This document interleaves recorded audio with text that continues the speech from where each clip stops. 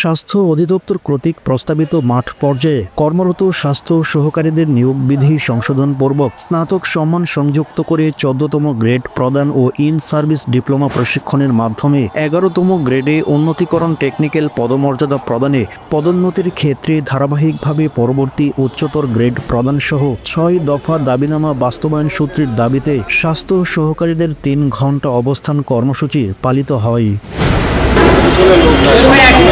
মঙ্গলবার সকাল 8টা থেকে বেলা 11টা পর্যন্ত সিভিল সার্জনের কার্যালয়ের সামনে বাংলাদেশ হেলথ অ্যাসিস্ট্যান্ট অ্যাসোসিয়েশনের আয়োজনে 6 দফা দাবিতে 3 ঘণ্টাব্যাপী অবস্থান কর্মসূচি পালন করা হয়।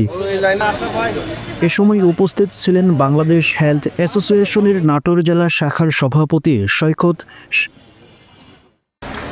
সৈকত হোসেন, সাধারণ সম্পাদক ইব্রাহিম হোসেন বাবু এবং সহ সভাপতি রিনা খাতুন, সদর উপজেলা সভাপতি শাহ আলম সহ স্বাস্থ্য কর্মীরা উপস্থিত থাকেন। এ সময় বক্তারা বলেন, নির্বাহী আদেশে নিয়োগ বিধি সংশোধন, শিক্ষাগত যোগ্যতা স্নাতক বিজ্ঞান সংযুক্ত করে 14তম গ্রেড প্রদান, ইন সার্ভিস ডিপ্লোমা প্রশিক্ষণের মাধ্যমে টেকনিক্যাল পদ সহ বেতন স্কেল 11তম গ্রেডে উন্নতিকরণ এবং পদোন্নতির ক্ষেত্রে ধারাবাহিকভাবে পরবর্তী উচ্চতর গ্রেড নিশ্চিতকরণ সহ দাবিগুলো তুলে ধরা হয়।